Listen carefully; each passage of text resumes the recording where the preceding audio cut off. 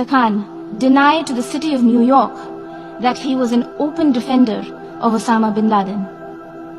Mr. President, having mainstreamed terrorism and hate speech, Pakistan is trying to play its wild card as the newfound champion of human rights. This is a country that has shrunk the size of its minority community from 23% in 1947. Mr. Narendra Modi is a life member of RSS. RSS was an organization that was inspired by Adolf Hitler and Mussolini, came about in 1925. They believed in racial purity. What is he going to do when he lifts the curfew? Does he think the people of Kashmir will quietly accept the status quo because India has changed the constitution and taken away the special status and they'll accept that? Mr. President, 100,000 Kashmiris have died in the past 30 years because they were denied the right given by the United Nations, the right for self-determination. 100,000 have died and 11,000 women have been raped. There are two United Nations human rights reports on this. The world hasn't done anything because India has a huge market, 1.2 billion people. Sadly, the material prevails over the human. But this has serious consequences. Again, I repeat, that's why I'm here. Look, what is going to happen when the curfew is lifted will be a bloodbath. The people will come out. There are 900,000 troops there. They haven't come to, as Narendra Modi says, he's done this for prosperity of Kashmir. This is supposed to be for the development. These 900,000 troops, what are they going to do when they come out? There'll be a bloodbath. Has he thought it through what happens then? Mr. President, has anyone thought that what happens when there is a bloodbath? What do you think the impact will have on people of Kashmir? What do you think they will think? The way they have been boxed in their houses, treated like worse than animals, no rights. Thousands of all their political leadership has been arrested, taken out of Kashmir.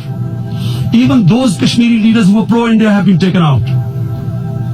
13,000 boys have been picked up and taken to God knows which destinations.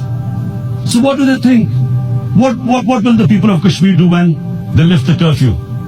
They will be out in the streets. And what will these soldiers do? They will shoot them. They've already used pellet guns, blinded young boys. In the last 6 years, the 5 years, the oppression that has gone on in Kashmir. And so, Kashmiris will be further radicalized. Mr. President, there will be another Pulwama. And guess what? India will blame us. They're already blaming us. They're saying all this is happening because of Pakistan. One of their defense ministers said there are 500 terrorists lined up on the border to go in. Why would Pakistan send 500 terrorists when there are 900,000 troops? What impact are they going to make? What will they do? And why would? Don't we know that the moment there is some terrorist attack, all that will happen is there will be further cruelty and oppression of the people of Kashmir. We will just give the 900,000 troops to further crush the people of Kashmir. And then we'll give the Indian government an excuse that, look, Pakistan is a terrorist state, and this mantra that has gone on, Islamic terrorism. The moment you use this catchword, Islamic terrorism, the whole world turns away. No one talks about human rights. You can do whatever you want, which is what has happened in Kashmir because they keep using this word, Islamic terrorism. And this is what they're doing right now. What do we benefit from further increasing the cruelty on the people of Kashmir? And why would we want this? But there is no other narrative left for India. As when they lift the curfew, whatever happens, Pakistan will be blamed, and there is always a danger of another Pulwama. They might come and bomb us again, and then another cycle might start. And what does Narendra Modi think? that 180 million Muslims of India are thinking right now? Aren't they watching these Kashmiris stuck inside for 55 days they've been stuck in? Aren't they watching? What do you think? Don't you think that the Muslims will be radicalized in India? And I'm talking about 180 million people. And when they get radicalized, there will be some incident in India somewhere down the line.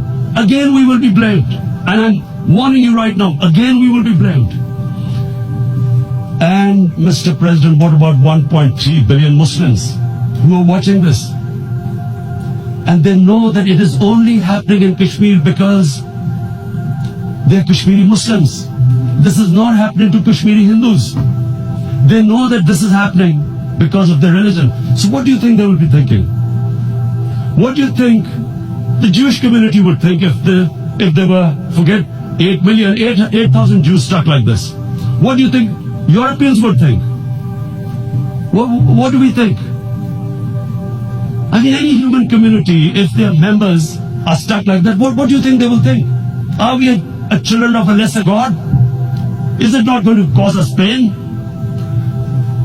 And then, what will we do? I ask myself this question. And my belief is, La ilaha illallah, there is no God but one. And we will fight. And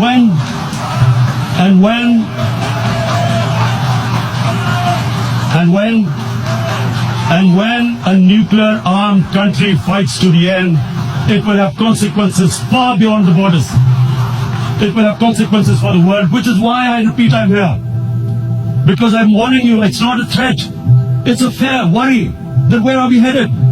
And I've come here to tell the UN, you've got to, this is a test for the United Nations. You are the one who guaranteed the people of Kashmir the right of self-determination.